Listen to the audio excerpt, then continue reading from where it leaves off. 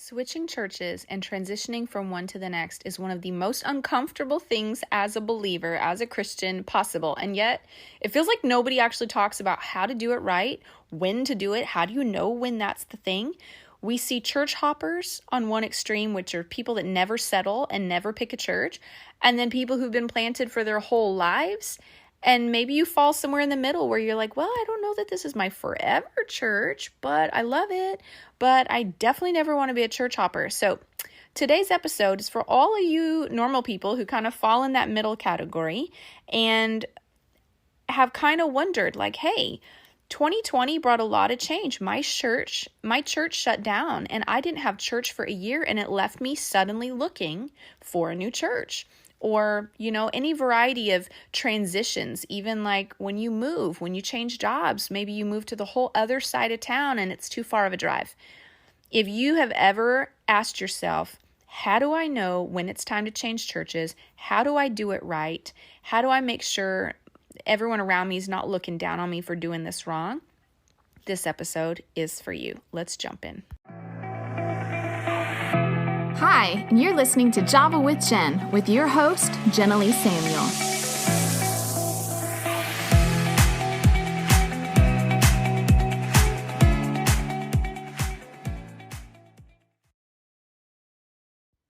You guys know I love to pull you into my episodes however I can, so here's some quick shout outs to a couple of you who have gone online and been so sweet to leave reviews. SpyMill123 says, I love every episode. My favorites have been the ones on hearing God's voice. Now this was left much earlier in the year, and so I think they're referring to the two episodes I did maybe around 12 or 13, episode 12 or 13, somewhere in the teens, maybe 17, 18, somewhere around there. And those are actually some of my top listened to episodes. So you are not alone. Thank you for taking the time to leave a review, letting me know that you loved those. Also, Mrs. Augie, her name is Samantha, her review says, such a great listen. Listening to these podcasts really makes me feel like I'm sitting in the same room and talking to a friend. That's my favorite. There's so much wisdom and encouragement here. I'm always looking forward to listening to the next one. Thank you, Samantha. And listen, Samantha is not only being supportive by listening to the podcast regularly and sharing on social media. She left a review and she's a supporter of the podcast. So Samantha, you are killing it. And I pray constantly that those of you who are supportive of the podcast in all the various ways will receive so much more even from what I put on here, because my goal is to minister to y'all. And it just excites me to see you pulling from what you can. So thank you, Samantha, for that. And let's jump into the bulk of this episode. 2020, the pandemic, brought so much change and transition to all of our lives on every front. And one of those aspects of transition and change was church life.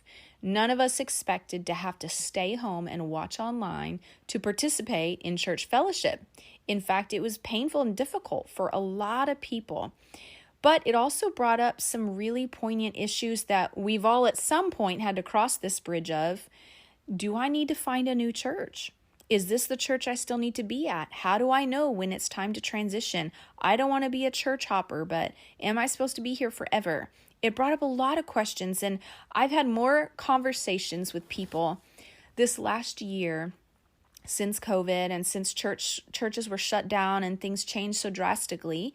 It kind of brought out the best in churches and it brought out the worst. And it kind of made people really reevaluate, is this really where I want to stay? Because of that, it has brought up a lot of conversations with friends about how to know when to do this and how to do it well. So I wanted to hit on this today because I feel like it's very, very important. I've both been a church leader for over 23 years. I've been a pastor for over 16, but I've been in church since I was 3. So I've seen both sides of the equation for so long, and I have learned quite a number of things, both scripturally and just from life experience in this position, that I feel like I can really contribute to this episode and make it rich and make it helpful. So, firstly though, because this is focused on church transition and when it's time to leave your church, I want to lay an important foundation, which is the importance of being at a church. 2020 caused so many doors to close and so many people to suddenly feel like they didn't have church. And I'm not going to lie, I kind of enjoyed for 2 months that I didn't have to wake up early and get pretty on Sunday morning. I woke up at 9:45 and I made my coffee and in my pajamas sat on the couch with the kids to do worship in church. It was kind of fabulous, not going to lie. I loved it. But I did realize at some point that if I continued to take the lazy, comfortable route for church, it would hurt us spiritually in the long run. As a kid, I learned the importance of church because of how diligent my parents were to take us with no excuses. You only missed church if you were bleeding, dying, or vomiting. That was it. And so it taught me that church was important. But I also have a number of friends who, because of all these transitions and because of some church hurts and disappointments and whatever, they've begun to discuss, like, why do we need church? Like, I'm really put off by that system. This is what they're saying. I'm put off by the system of it's all built around a man, which I agree with. But the pendulum is kind of going the other direction where they're like, maybe we don't need church at all. Maybe we can just have church in the house. We are the church, so aren't we enough, and all this. So it's brought up some good conversations, and they're still hashing it out for themselves. But I wanted to just kind of bring into this episode, if you've ever wondered those things, why do we even need to be at church? If I can watch online, what's the big deal? Let me share with you some things. First of all, if your kid was born and they basically were like, okay, mom and dad, I needed you to become a human. I have been born. I do not need a family now. I'm good. You're human. I'm human. I don't want this household to be built around one person or two people. So I'm just going to go be human by myself. Thanks so much. Bye-bye. Like ridiculous. But that's kind of what we do within the church. We're like, you're the church, I'm the church, we're all the church. I don't want this to be built around one person, so I'm going to go be the church by myself in my house. Bye-bye. And if our kids did that, we would all realize just how reckless and foolish and impossible that is. I mean, like, hi kid, you don't even know how to walk straight yet. You don't know how to feed yourself. You don't know good from bad. You don't know right from wrong. All those things. Clearly, parents and the family structure is in place to nurture, to support, to help, to cover, to heal, to restore. All the things that we need to grow into a healthy individual, that's what the family is for. You guys, the church is modeled after the family. That's what the church is for. The church is not meant to be a cult where we all serve and honor one human person. No. The church is meant to be a family. Now, just like a family, there are authority figures. Mom and dad have authority. As siblings grow up, older siblings might be given authority over younger siblings while they babysit, right?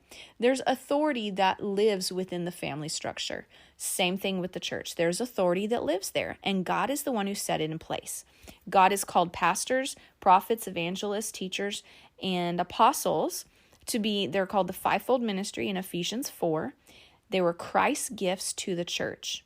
Christ was so kind and said, listen, you need an older sibling, someone who I'm going to give authority and give the responsibility of growing through hardship and learning these things so they can train you as their younger sibling how to do it as well, how to develop all your spiritual senses so you're mature and able to be a fully complete, mature Christian person. Someone's got to lead, right? And so that's what Christ did. He gave us older siblings. I think of my older sibling, my older sister, Crystal. She taught me how to put on makeup. She taught me how to use tampons. She taught me how to talk to boys. She taught me how to not talk to boys. She taught me a lot of things that my mom didn't teach me, not because she didn't think of it, but just because I went to my sister with those questions. And there's just such a valuable role, both for the pastors and the church leaders, the staff, but also your fellow believers who are more seasoned than you, more mature than you, and can disciple you and help you. Okay? So if that helps kind of disarm and de-churchify the role of the church and help us see the practical application and the wisdom and the gift that the church is, that's what I'm hoping for. But getting into practical, real quick, practically speaking, Being in a church does offer covering and spiritual protection in a different way. If I'm having a house church and we're all just coming together and we're fellowshipping, that's good, but we don't have the dynamic of authority necessarily. We have mutual respect, but it's not authority. When you're in a church house and someone has been designated and ordained to be the authority in that house, there is a spiritual, what's it called? Like a waterfall, if you will, effect from the top down. There is a spiritual covering that happens, like with mom and dad. The favor that's on my life and my husband's life, my kids get the benefit from simply because they have our name and they live under our authority. Here's an example. Our church in 2017, my husband and I were not senior pastors, but we were on pastoral staff and we'd been given authority in the house. We all flooded. There was like 30, 40 families in our church that flooded. Well, after spending some time in praying, I said, Lord, I need you to bless the families in our church. And I'm asking you for serious financial blessings. I don't want little tiny breakthrough. I want big breakthrough for every single one of these families. I want money in each of these people's hands. I said that directly. The next day, Good Morning America called our church and they said, hey, you guys have been a blessing in your community. We want to bless your church. Every family in your church, please create a list and give us their contact information. We want to give each of them a $2,000 gift card to Lowe's. And we're doing a pop-up shop in Houston. Anything they can fit in their car, they can take for free. You guys, the people in our church, they don't even know I prayed that. They don't even know they reaped the benefit of that. Those people, I prayed that prayer as an authority in the church, and the Lord heard it. And because they were in our church under our authority, they reaped the benefit of it. The families of the church next door, God blessed all the churches. God took care of all the people. But what I'm saying for my analogy, the people at the next church over, they didn't get that exact blessing that I prayed for our people. You know what I mean? So the fact that they were under our leadership and our authority, even to some measure, we weren't even the senior pastors, but the spiritual influence created a blessing and a covering for them. That is one of the benefits of being in a church. Spiritual covering, spiritual protection, spiritual blessing. Also, there's impartation that happens. Prophet Phil came in to our church recently. He's a friend of ours. You guys have heard me talk about him. And Prophet Phil carries such a profound prophetic anointing. That's the office he walks in. God has anointed him for that. When he came in the house, he operated powerfully, lots of miracles, lots of signs and wonders, all the things. Well, when he left town, the next Sunday, our leadership and some people in the church, there were so many prophetic words that came forward during worship that was so different than normal, so much more. He left a spiritual, prophetic climate behind because of the anointing that's on his life. He left it. He left an impartation to us because we were all hungry for what was on his life. So there's an impartation. When you hunger and draw from the people that are your leadership, you receive literally a spiritual impartation from them. It's tangible almost. It's there. And so that's another benefit of being under authority. You do receive impartation from people you fellowship with, of course. But when you're under authority, it's a different measure. It's even more so. Another thing is the diversity of a larger group helps us to see our blind spots. When you're a small group and there's very few people, we can all become climatized to the same blind spots or the same issues. That's how you get cults. Cults that end up with really weird thinking because they have kind of an isolated mentality and it's just a small little crew. They can end up with serious blind spots. Whereas when you're in a larger community, you have such a diversity of ways of thinking and perspectives that it actually creates good accountability for you. It creates kind of a safety net of balance because someone else can come along and say, that's kind of strange. That doesn't look normal. Let's go look at the Bible about that or whatever. And the diversity creates accountability. So when you're in a larger church, it can help you actually, as you brush up against different people, have conversations with different people, you are literally enriched in large and small ways by the variety of people that you come in connection with. Scripturally, we see the large church and the small church in play in Acts 2, which is kind of our picture of the New Testament church. Acts 2:46, it says that they met daily at the temple courts, which was their church setting, the temple courts to hear the teaching of the word, and they met in houses for the breaking of bread and fellowship. And so the temple courts had its place for the teaching of the word and fellowship, I think is what it says, and then in the houses for breaking of bread and more intimate connection. And so there is a significant importance for both. Psalms 92:13, my last thought on why this is important. The Bible says, he who is planted in the house of God, of the Lord will flourish in the courts of our God. Now, planted in the house of the Lord is church. The house of the Lord, we're going to go to the house of the Lord and worship, right? That's church. Planted in the house of the Lord means you have deep roots. You're planted. You're not a, what's it called when they transpose you from one place to another? When you're planted, your roots have taken root and you're receiving nutrients from that place, right? Planted in the house of the Lord will flourish in the courts of our God. The courts meaning the judgment courts. If you want to flourish when you stand before the Lord one day in his judgment courts, as we all will, being planted in the house of the Lord is essential to that. Why? Because in the house of the Lord, as you've seen, there's covering and protection to protect you from the wicked one. There's impartation that comes from your more mature, seasoned believers to help you mature in your faith. And that helps you see your blind spots, mature in your character. And so you literally grow up and mature by being planted in the church family. Another benefit of being planted is just like in family, you know that conflict is inevitable, misunderstandings are inevitable, hurt feelings are inevitable in a family. This happens, right? You spend so much time together. Eventually, this will happen in church life too. But in family life, you learn how to love each other better.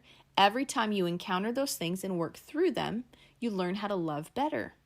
Well, you can't learn how to love better if you're never brushing up against people closely enough to break off and rub up against your raw edges and your rough spots, right? So even in church life, you want to hang on and live through and endure and press through those difficult, challenging relationships because they are there to refine you, to mature you, and to train you up as a mature believer who can love well. So those are, in short, some key reasons why attending church, corporate church, is different than small church. Small church has its place for breaking bread and for the more intimate discipleship style relationships where you're living life together. But corporate church is equally important. Should it be built around one man? No. But there is leadership that God has chosen and set in place that we need to honor. And when you honor leadership, you receive from leadership. Just like when our kids honor us as parents, flawed in everything, they receive ultimately the benefits. If our kids try to throw us out the window, throw out the baby with the bathwater, they're the ones that suffer because they don't have the covering, the wisdom, the guidance, the protection of parents. We want our children to respond to our authority and our leadership for their sake. And that's the same thing that God has done with the church. Let's move on to, how do I know when it's time for me to leave my church? What are some indicators that transition is coming? Now, I know a lot of people, this gets touchy because we kind of picture two extremes. We kind of either think, I've got to be in this church forever for my life. This is the church I grew up in. This is the church I'm going to stay in. Or on the other end of the spectrum, people who move around churches all the time, church hoppers, we're like, that's not healthy either.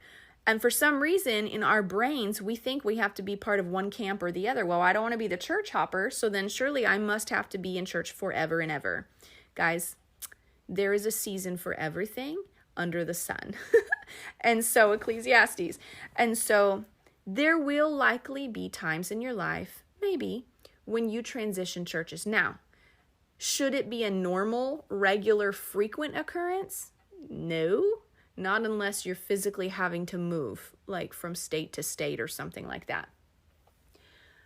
the longer you can be planted in a church, the better it is for you. You build relationships there. You can get your roots down deep and build trust, so then you can start to use your gifts and serve within the church and then develop your giftings and your spiritual callings. You develop relationships with the leadership, so you can pull on them more as far as like gleaning from them spiritually and discipleship. And so there are benefits from being deeply rooted in a church. And the longer you're in a church, you will go through challenges with the people there. For those of you who have families, you know challenges are inevitable. Conflict is inevitable. Misunderstandings, hurt feelings are inevitable. But as families, we understand the need to push through the messiness, work through the messiness, and grow through it and learn how to love each other better. The same thing happens in church. We learn how to love each other better when we go through those messy, difficult moments. Now, because relationships get messy and difficult, that is not your free pass to say, oh, my transition has come. It's time for me to get out of here. No. We will talk about good and bad reasons to leave church in the next episode. But let me just make it clear. There's a difference between a church hopper Christian and an overcommitted Christian, in that the church hopper is never willing to put down their roots. The church hopper never quite gets settled, never settles down, never extends trust. Trust is essential. If you can't extend trust to your leaders or to the people around you, you're likely going to end up hopping churches because you're guarded and you don't actually open up enough to get known and pulled into the community and seen and building life with people. And that is where the lifeblood of church life is building trust and building real, honest, genuine, loving relationships. Church hoppers are never willing to put down roots. So if you're willing to put down roots, but you've had some transitions, you're probably okay. Since I've been, now let's see, let me give some examples from my own life. When we were missionaries, and so as long as we were in one physical location, we were in one physical church. We didn't hop around. We picked one church and we stayed there. Now, my husband and I have been married for almost 16 years, and we have now been at 3 churches. For me, that's not a lot of time at each church. The first church, we were there for 7 years. Second church, we were there for 8 years. And this church, we've been there now for about a year. Now, we're not planning to leave any of them. We saw ourselves long-term in both of those first churches, but we were pastors in both, and we're loyal and long-termers, and we planned on staying. The Lord had to move us. The Lord stepped in. The second one, the Lord removed our position, and we needed a job, and we had another one that came open, and the Lord was shifting us, and it worked out really great. The first one, there was also things that happened within the church leadership that we were released we stepped out. We stepped out of both, actually, now that I think about it. But but we stepped out because we saw that the Lord was shifting us. We also stepped out of our college ministry, and that one was different. And that brings me to this first point this first indicator you might feel that happens when a transition is coming. And this could be for church life. This could be for work. This could be for where you live. This could be for lots of different things. But usually we will experience a restlessness, a discontentment, not to be confused with offense. It's not an offense. It's discontentment or restlessness, where it feels like, something is just not quite right and I can't put my finger on it. It's usually what it feels like. It usually feels like, I'm just not satisfied here. You start to get kind of frustrated with your environment, frustrated with the way things are done, and maybe sometimes you can't even put your finger on anything. Just something doesn't feel quite right. Kind of like when you're in high school and you're about to go to college and you're just kind of restless as a senior. They call it senioritis. It's that you feel your transition coming. You feel that you're about to shift into your next season. So you get a little restless as a senior. Okay, literally the same exact thing. When we usually, as people, for whatever reason, we can feel transition coming before it arrives. And I think the Lord does that to prepare our hearts for it. Otherwise, if change just happened like boom, it can be kind of traumatizing. And those of you who've gone through sudden changes, you can attest to that, right? And so that restlessness, that frustration can, if we're not careful, nurture offense in our hearts. So you have to be careful to be constantly doing the work of knowing your heart, searching your heart, owning yourself, owning your emotions, and identify, what am I frustrated about? For me, I felt frustration in our last church for a long time. Some of it was relational, and some of it was not, that we were transitioning. Some of it was just relational. But as that last year that we were there, we began to see ongoing, where it didn't feel like we fit there anymore. The vision and mandate God has on our life is discipleship. But the vision of that house was not discipleship. It was, we want to reach the city, which is great. We want the city reached too. But just the mandate God has given us is discipleship, mature believers. Teach believers how to walk this overcoming life. And so if we had continued there and continued being true to what's inside of us and pushing for what's inside of us, because that's all we know how to do, we would have naturally begun to create a wedge where there's two visions operating in the house now. And you can't have that. And so we realized when we started to recognize, oh, our visions are different. We have a vision for this that's on our life. The house has a vision for this because the Lord shifted that senior pastor. He changed the name of the church and the whole direction of the church because that's where God was leading him. And so, it was very uncomfortable. I'm not going to lie, guys. Transitions are just uncomfortable because it's new territory. You can't usually identify it. It's not cut and dry. I wish we had like a Google Maps going in our heads, like turn left in 3 weeks. You are about to leave your church. That would have been great. So anyways, that restlessness and that frustration, that feeling of, I don't know that I fit here any longer, usually will be one of the first indicators that things are about to transition. Again, you can have this in your job. You could have it in some kind of a relationship, whatever. Your job, you can also, another thing that you might feel like your job or your commissioning in that place is complete.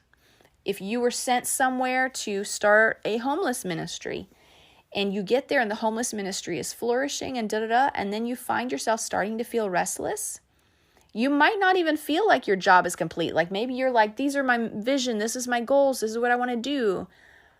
But if in your heart there's something that feels like, I really have accomplished the mission, then that might be another indicator that you're about to transition.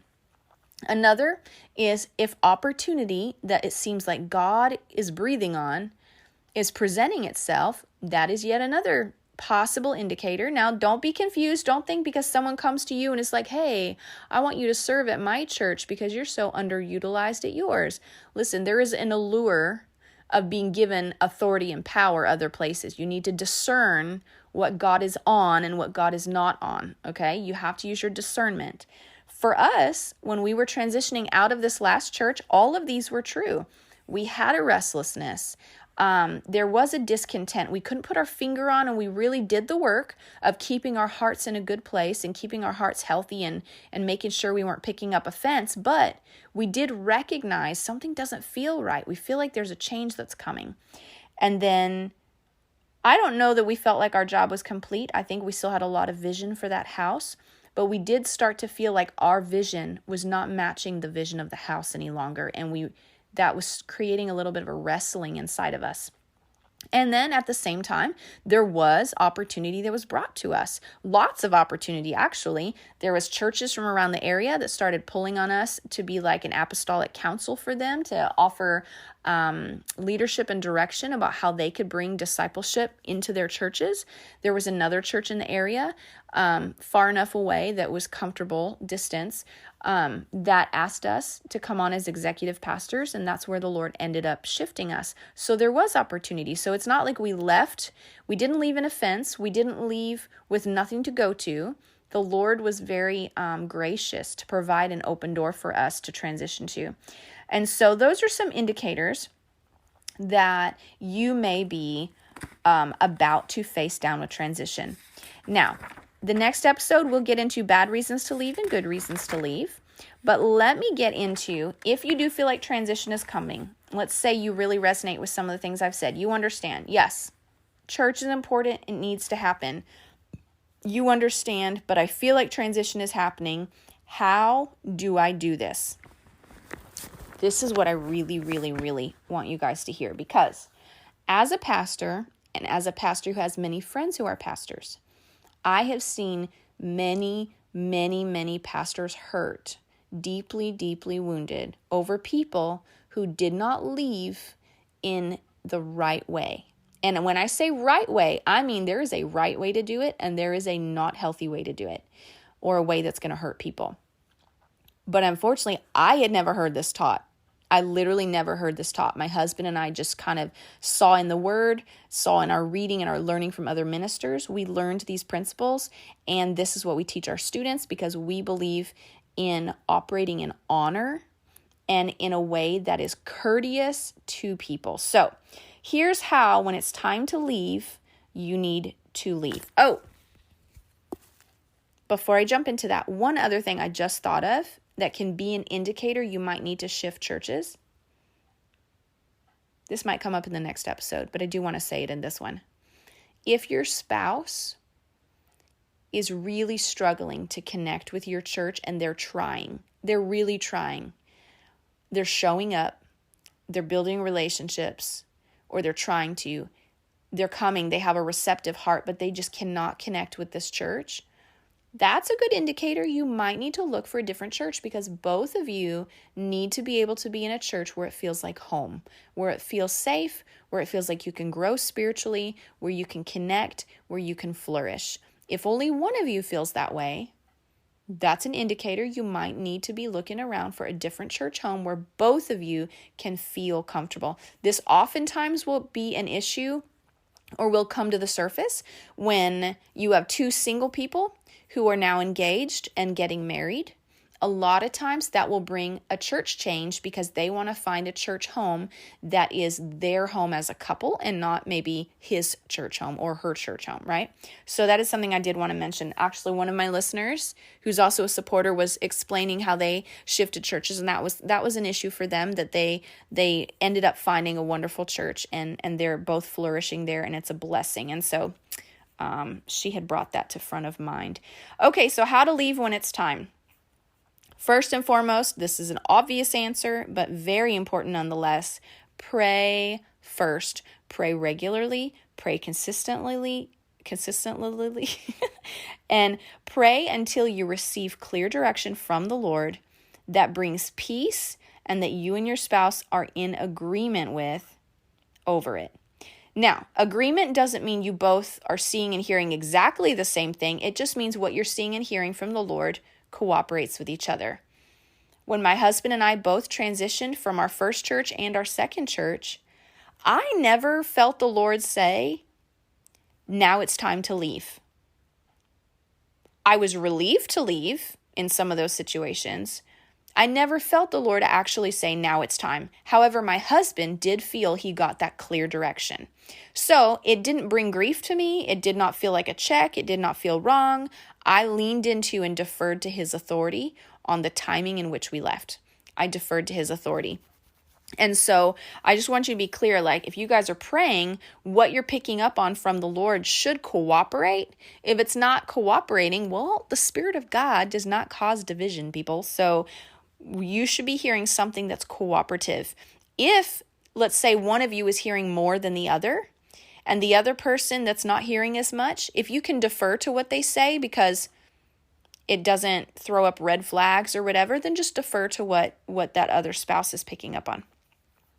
Agreement is important, though, and both individuals need to feel safe and settled in your church for your church to be a blessing. So pray and get clear direction. Do not move unless you hear from the Lord and there is some kind of confirmation that God is speaking to you. And don't be afraid if you feel like you're not sure, you're not hearing anything. Don't be afraid to ask the Lord, like, put out a fleece. If you're like, okay, Lord, I need it to be very plain. I need you to write on the wall. Let's put out a fleece. I need this kind of confirmation by such and such time to know this is you. Then do that. That's not a lack of faith, and that's just you asking the Lord to really speak to you because you don't want to miss him, and that's totally great. Okay, step 2. This is important. Do not chatter with all your friends about the fact that you're about to leave the church. You guys may have one or two close friends because you have relationships with them and your relationships are affected by you leaving. Understandably, you'll want to tell your closest friends. I get that.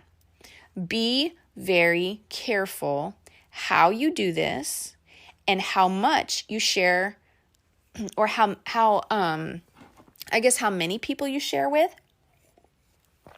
Because if you start chattering a lot, it can become divisive. It can become something where your pastor feels like you're now trying to solicit all your friends to leave the church with you. That is damaging. That is dangerous spiritually and relationally. You don't want to do that. Every person should only leave when they are led of the Lord. We have left 2 churches now by the leading of the Lord, and we had lots of people that we had discipled, lots of people we poured into, great relationships with many who were very loyal to us, not in an unhealthy way, but because we'd invested in them for years.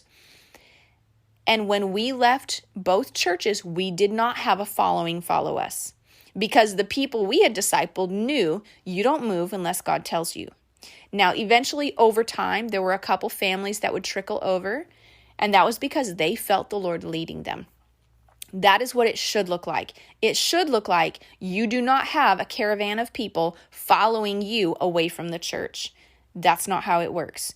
God should be leading you, and you should be encouraging your friends that God should lead them. And you should not interfere in that, because there should be a fear of the Lord over your heart about messing with where people are planted, because God wants people. God plants us specifically in certain churches under specific leadership because he wants to develop certain things in our lives.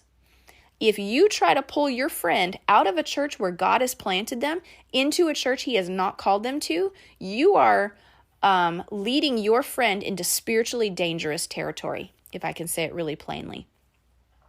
That's spiritually dangerous. You should love your friend enough to want them to stay exactly where God has put them so that they are spiritually protected, and spiritually the grace of God is on them to learn. That is where they will flourish. You will flourish and your friends will flourish exactly where God has planted you. So do not chatter with all your friends, especially if you have any reasons for offense or any reasons for hurt feelings, which I should hope you would have worked those out.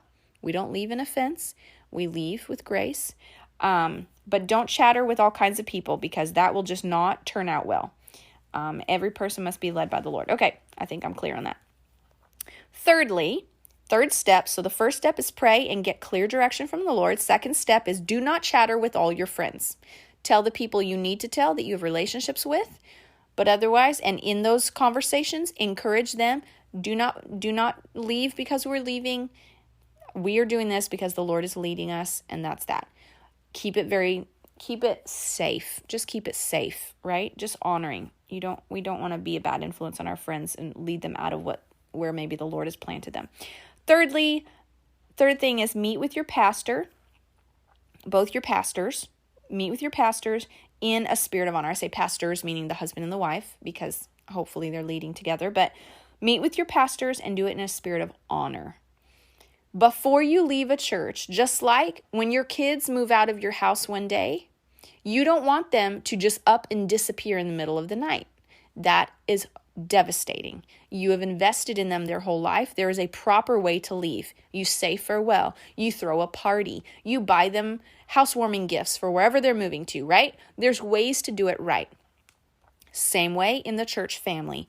Your pastor, whether you had a close relationship with them or not, your pastor is invested into you spiritually. Every time they prepare a sermon and they are preparing for the people in their congregation, they're praying for them, they're praying for you. Every time they prepare that message prayerfully, they are preparing it for you. And so they are invested. And if you just up and leave, it is one of the most hurtful, dishonoring things for a pastor to experience. Not because we think we hung your moon, but simply because we're invested.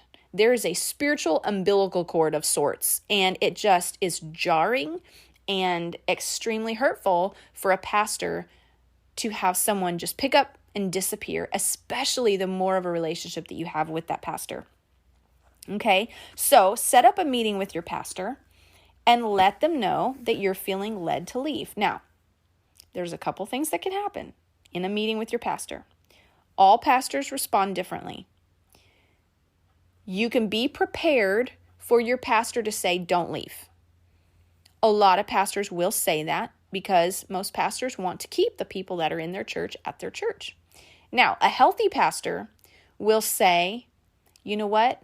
I'm going to trust your hearing of the Lord, and I'm going to defer that decision to you. But whatever you decide to do, I'm going to bless you because I love you and I want to see you flourish wherever the Lord leads you.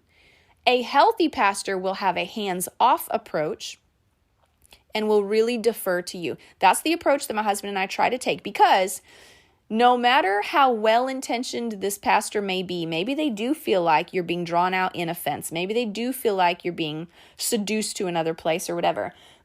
I've never seen it go well when someone feels led to leave a church and the pastor tries to hold on to them. I've never seen it go well. It almost always comes back on that pastor as being controlling or whatever, whether they meant to or not. That's just always how it ends up feeling to that person that's trying to leave. So a healthy pastor, a healthy leader will say, you know what? I'm going to defer to your hearing of the Lord's voice. He speaks to you, and I trust that you hear him. And I'm just going to pray that the Lord blesses you wherever he leads you. And that is what a healthy pastor needs to do. So be prepared for either response. Hope for the best, prepare for the worst. But when you're in that meeting, you need to know in your heart what God has asked of you. If you're unsure what God is asking of you and you go sit down with your pastor hoping that they'll talk you into leaving the church, it's probably not going to happen. If you're unsure and you sit down with your pastor, they're going to get you to stay at their church because of course they want to protect you. They don't want you wandering off into nothing, right? So you need to have heard it clearly from the Lord before you have that meeting. When you have that meeting, go in with a spirit of honor. Let them know what you feel like the Lord is saying to you. And do not take an attitude of blame. Do not blame your pastor for your discontentment. Now, that's not to say your pastor doesn't have a role in it.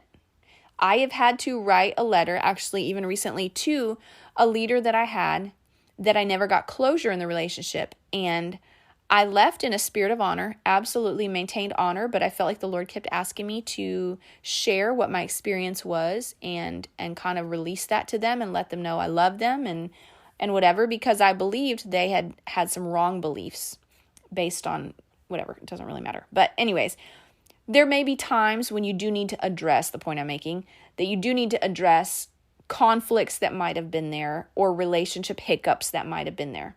But when you're going to look for a release from their church, you do not want to go in pointing the finger, blaming. That's not the time for that conversation. That's not. This is your final conversation. If you're going in to say we're leaving, you should have already had meetings and conversations to work out any relationship issues. Those should have already happened because they should happen when the conflicts happen. You should be working out the relationship as you need to.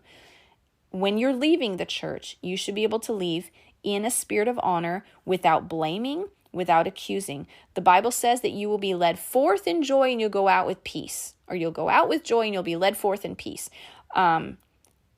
My goal and my priority whenever we transition is I never want to leave in turmoil.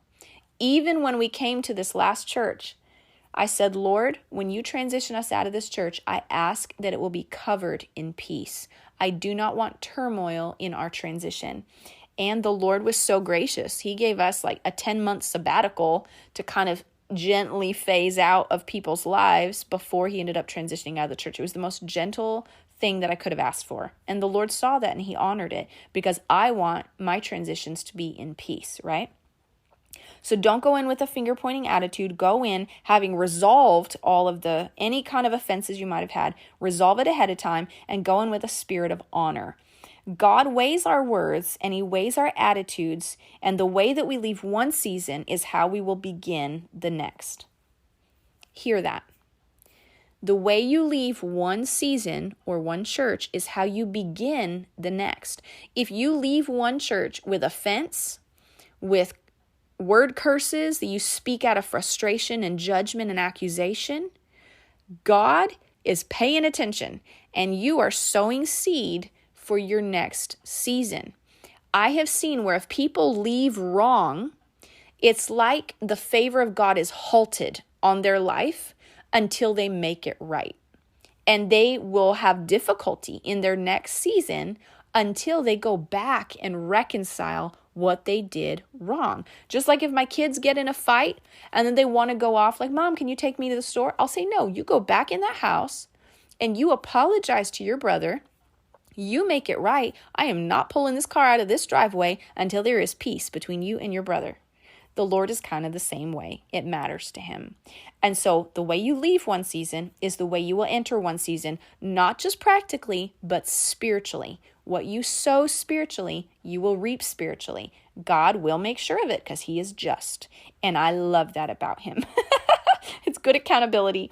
And so be led forth in joy and go out in peace. This should be your goal in transitions. Remember this. Forgive me, my throat is getting very dry. Your pastor is a person. They are not a tool. Okay? A lot of times people treat their pastors wrong when they relate to their pastor just purely for their function. And when they feel that they don't need their pastor anymore because they're transitioning or they found something shinier and fancier, they then discard their pastor like an old shoe. Listen, your pastor is a person who has probably sweated and cried and fasted and stayed up late hours preparing messages to build you spiritually, going to hospitals to comfort you. Your pastor is a person who is living out one of the most stressful jobs known to humankind. In fact, little fun fact, they say the third most stressful job in the United States is being a pastor. The first being president of the United States, the second being heart surgeon or brain surgeon, and then the third being a pastor. Your pastors pay a price that you will never, ever know unless you actually serve in that place. When you leave, the least you can do is leave honoring all that they invested into you. Even if they were the worst pastor ever, out of the principle of honor, because you honor the Lord and you honor the office that they held, you honor that office, even if they were the worst pastor ever. And listen, I have had challenges with pastors in the past because they're human. And you know what? It is not my place to stand and judge. It is my place to extend honor for what they did do. And I tried to always put my focus on what they did do that was a blessing and what I loved and honored about them. Because, frankly, I want to be an honorable person. And I treat people with honor because I am honorable, right? So you need to treat your pastor with honor because you are honorable. Treat them like you'd want to be treated. They feel invested in you. You need to honor that. Their labor, their oversight, they paid a price. In fact, the Bible says that the teachers of the word are worthy of double honor because they will be held accountable to a higher standard. Okay, so the fourth step, first one is pray, get clear direction. Second one is don't chitter chatter with all of your friends. Don't create any divisions or don't create a following to leave the church in a conga line. And then the third one is meet with your pastor, having worked out all conflicts ahead of time. Meet with your pastor so you can do it in honor. You are not blaming him for your leaving. Please do not do that. Leave in a spirit of honor, honoring all that he has done on your behalf, all that she has done on your behalf. The fourth step and final step, once you have left, and this is just me from experience and wisdom, I just have recognized this pattern, and this is just me offering wisdom as an older sister. Once you have left the church, do not fall into the trap of new versus old, shiny versus worn out. Do not get into the trap of my new church is so much better than my old church. Don't get on Facebook and be like, oh my gosh, I just love this church is so amazing, so much better than my old church, which most people are not that direct about it. Usually it's kind of a passive aggressive thing. Be sensitive. If you've just transitioned, take a little time. before you get online and are like, oh my gosh, my new church is amazing. Because, it might feel a little bit like a passive aggressive jab to the church that you just left. That's just personal preference. I don't know that, that's probably Jenilee 111 that says that. That's just a personal preference. I think it's using discretion and using love and courtesy to be careful with that. It is not your new church versus your old church. It's not like your husband is suddenly the best thing ever and your dad is old hat. Listen, both men played a significant role in your life. Honor your father for what he poured into you. Honor your husband for what he is in your life now. Honor the pastor who raised you. Honor the pastor who poured into you and brought you to where you are now. And honor the pastor who is the overseer of your next season. Honor both. I don't think, sometimes I've seen this where like someone will go from Baptist to Spirit-filled, or maybe they're like grew up in Church of Christ and then they go over to Assemblies or whatever, and then they somehow feel like it's this competition or this comparison thing where like, oh, this one is so much better than my other one. That's not necessary. We can honor each one for what they contributed to our life. I think that pleases the Lord. I think that is less embarrassing of behavior, to be honest. It's more mature because we should be able to acknowledge what each person, each season contributed to our life, because the fact of the matter is, if one person in that process of your life didn't do their part, you wouldn't be where you are. You needed that part. You needed that piece of the puzzle, the part they played in your life. You needed it. So honor it. Okay? Transitions happen. It's not a default failure. I don't go from one season to the next because someone failed me. I go from one season to the next because I'm growing from glory to glory, and the Lord needs me to move sometimes from season to season. So there's no reason to cast blame or turn around and point the finger at a past season. Receive your transition, honor yesterday, and you will find greater reward in tomorrow. Receive your transition, honor yesterday, and you'll receive greater reward in tomorrow, because tomorrow will be built on the honor foundation that you lay of yesterday. We're talking about honor a lot. I think I'm going to need to record an episode on honor. I have taught on this topic a number of times. It's powerful. It is a game changer. Honor is huge. So anyways, little commercial. Your words, your attitudes, your judgments will sow seeds into your future season and can hold up your spiritual growth if you're not careful. Sow seeds with your words, your attitudes, and grace that you will want to reap in your future. I always think about this as a pastor. When I wanted to be critical of my pastor, I stop and I think, you know what? I don't know when I might be in their shoes. How would I want people to respond to me if I was in their shoes, knowing how human I am, knowing the limited knowledge I have, knowing blah, blah, blah, blah, blah.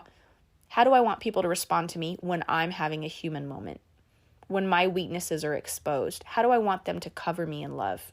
That's how I need to cover my pastor. Now listen, here's a comforting word for you. If you have left a church poorly, it's okay. Just go make it right.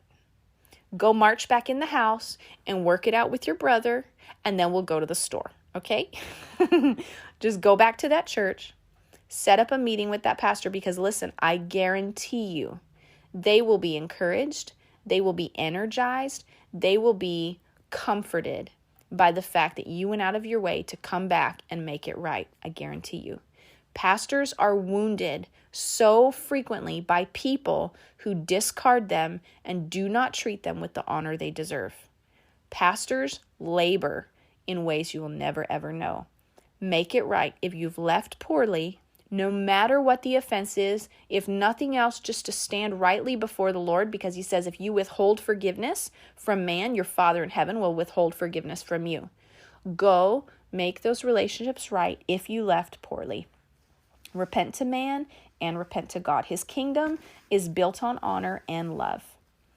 Okay, now all of this is said in the context of, I know that there will be rare instances that do not fit within these boxes. I know there are rare instances where you'll have a pastor who's toxic, abusive, power hungry, manipulative, Unfortunately, those pastors do exist. Thankfully, they're few and far between, but they do exist.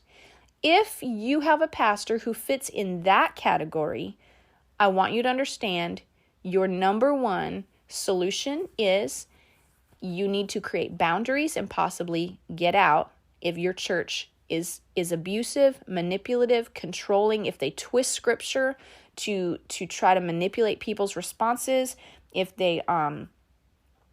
it's not a safe place where you guys can flourish and grow spiritually. Human error will always be a factor, but if generally it is not a safe place and there is more red flags than there are positive features of your church and your leadership, then yes, you need to consider leaving soon. I do not ever endorse people staying in a toxic situation. And when I say toxic, I mean like really unhealthy, spiritually abusive, manipulative, all that kind of stuff. You need to just get out if that's the case.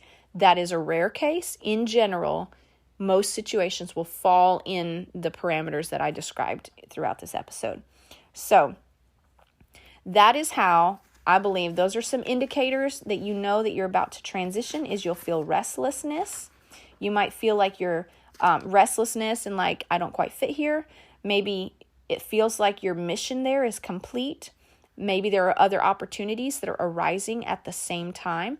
Again, use discernment. You do not want offense to be cloaking itself as a transition season. Always, always, always deal with offense that's in your heart. Own your offense. Seek the Lord.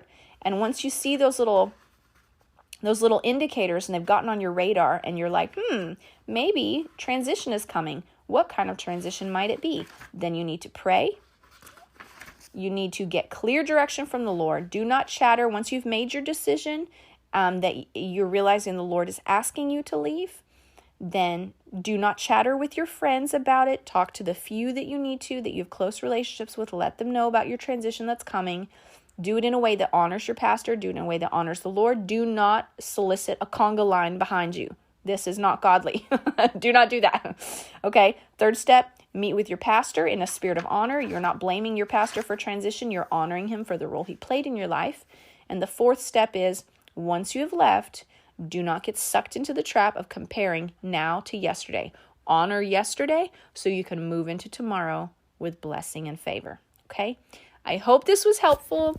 In the next episode, make sure you come back for it. In the next episode, we will be talking about 4 great reasons to leave a church and 4 really bad reasons to leave a church. They're super practical and they're very common. I did some research online and found these and they're all very common. So come back next week.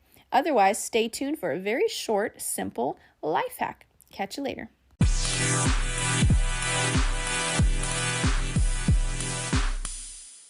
Okay, so today's life hack comes from Rosanna Sanchez. She is not only a loyal listener, but she's also a supporter of the podcast. So Rosanna, shout out and thanks for making this recommendation.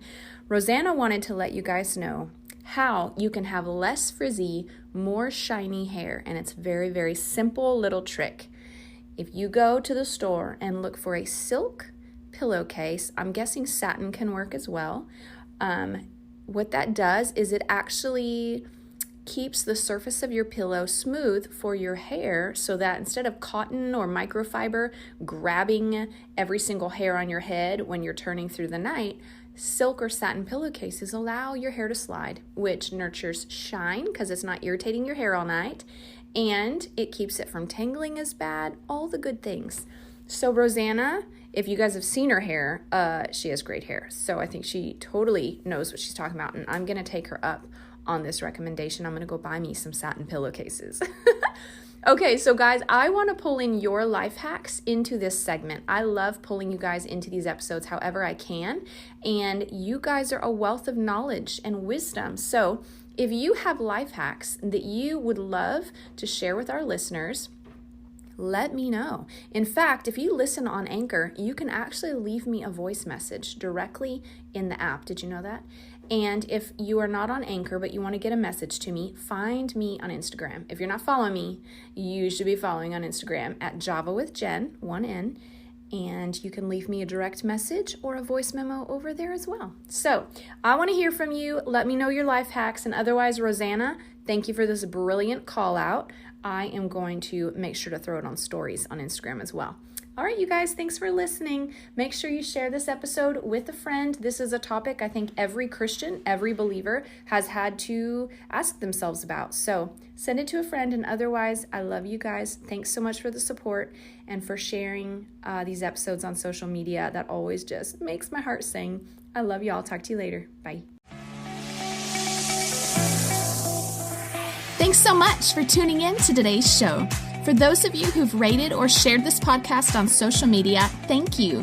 Reading your comments and reviews always means so much to me. Listen, let's stay connected. Come follow me on Instagram at Java with Jen, where you can follow the latest and say hey. It's a really great way to stay in touch. Many of you have also asked how you can support the show. You can make donations through the Anchor app or on Patreon, or of course by sharing, rating, and reviewing on social media and iTunes as well. Thank you to each of you for your ongoing support. Your heartfelt feedback always reminds me why I do this. Until next time, remember, you've got this, and God's got you.